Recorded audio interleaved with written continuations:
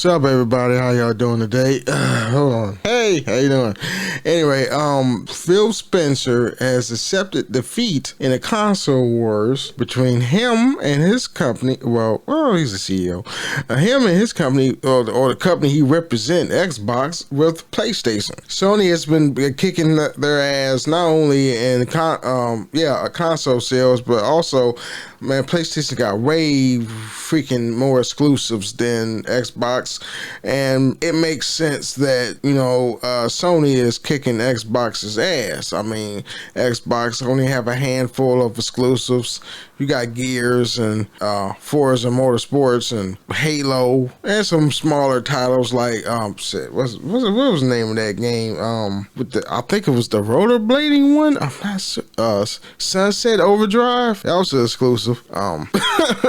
That was a launch title, I think, for the Xbox One, I guess, but it was pretty different. But I got an article from Fortune, and I would like to read it to you. And it says Microsoft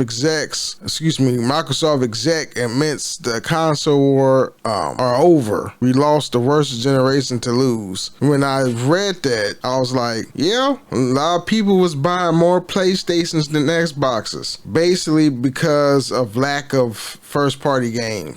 I mean, all the other games that they host on Game Pass, you can buy it on PlayStation. You know what I'm saying? But so Microsoft Gaming CEO Phil Spencer did have a lot to smile about when it came to the outlook for his business. Microsoft conceded defeat in the high stakes of the video game console wars for the first time, admitting on Thursday it will never be able to catch up to Sony and Nintendo. A chastened and downbeat Phil Spencer issued what appeared to be a blatantly honest 40-minute meek holder, in which he even implied his job was on the line after a series of self-inflicted blunders. In an interview with Xbox Community YouTube channel published on Thursday, he said it was delusion to think that exclusives like hotly anticipated Starfield would cause Sony players to switch allegiances. That's because 90% of gamers are already committed to their respective console, according to Spencer. It's just not true that if we go off and build great games, all of a sudden you're going to see console share shift in some dramatic way. We lost the worst generation to lose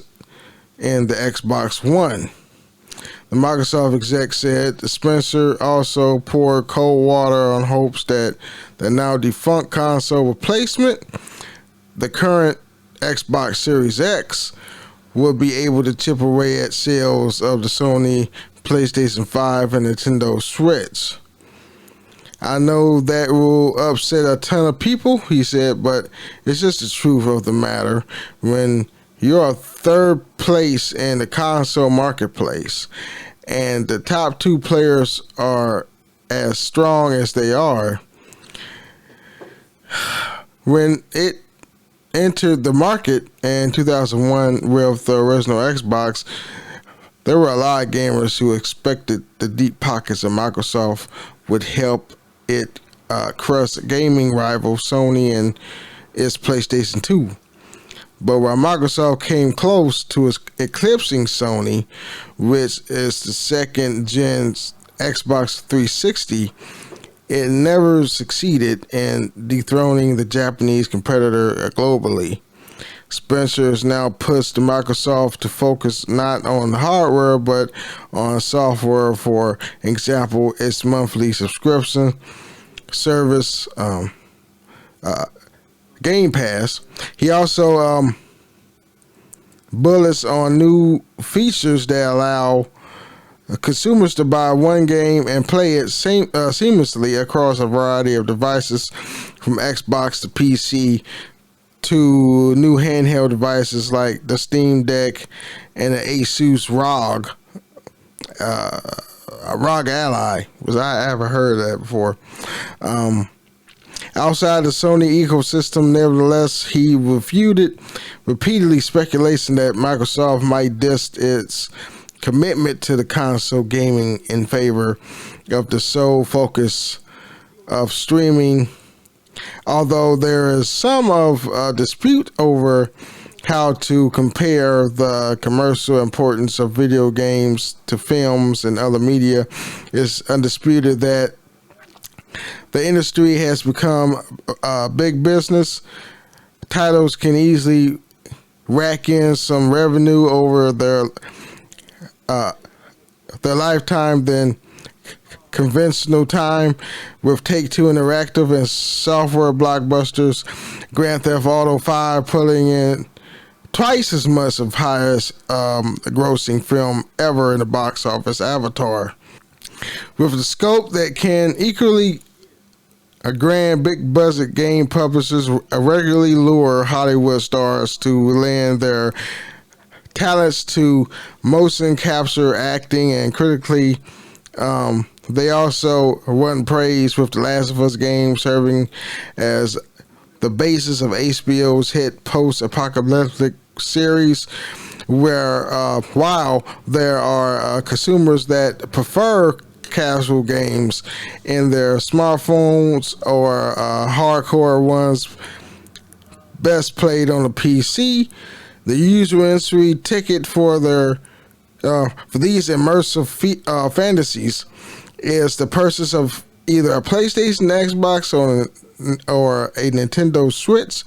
For Sony, it's been a lifesaver. It's no secret that PlayStation's licensing revenue received from game publishers kept the Japanese company afloat during the leaner years. Its third-gen console even helped its Blu-ray system win the war over the competing HD DVD format once used the Xbox before they were streaming.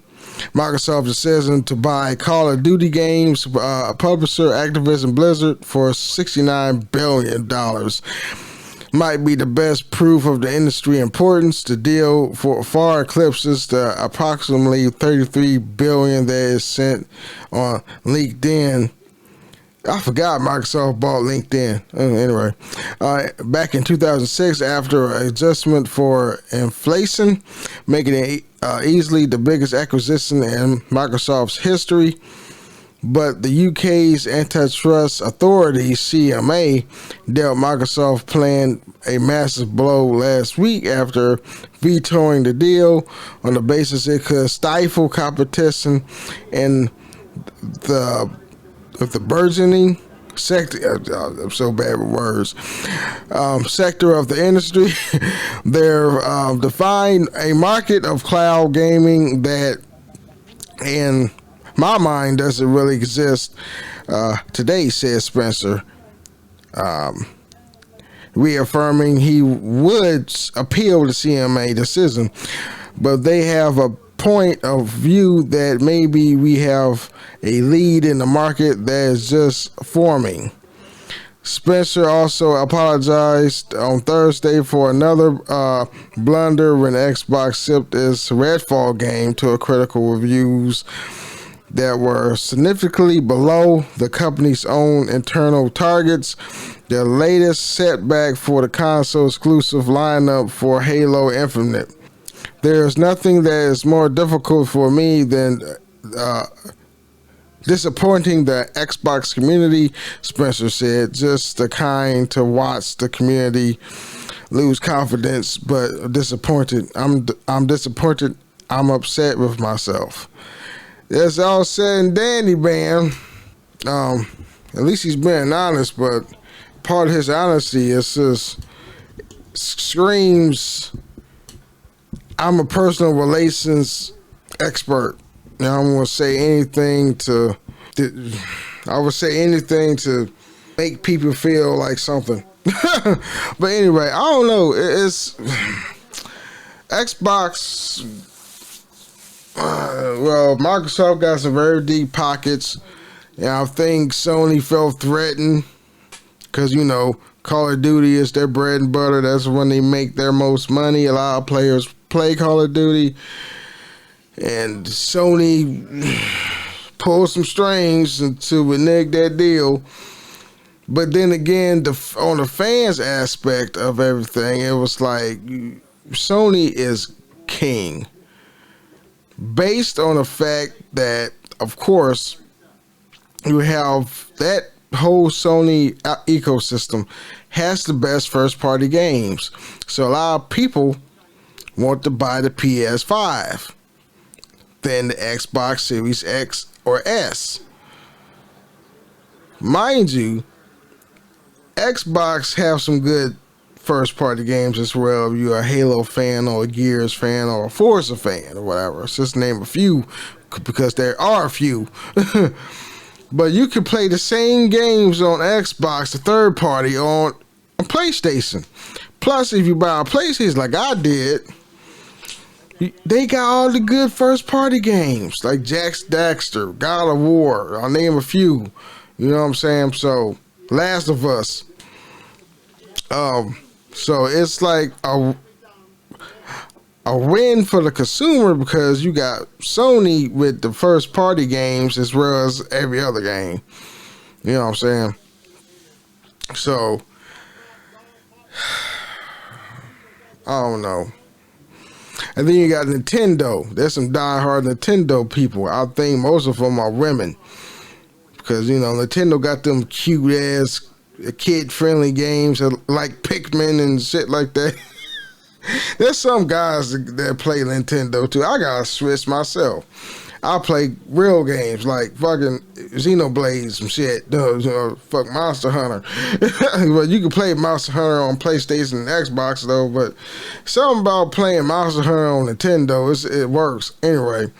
So, what you feel about the matter? You know, the president CEO of Xbox admits defeat in the console wars. I don't know if he admits defeat when they put out Xbox One or he admits defeat in general with this certain debacle with Sony and Activision trying to get Call of Duty and King Interactive or whatever, whatnot, flapjacks. Anyway, bitches, peace out.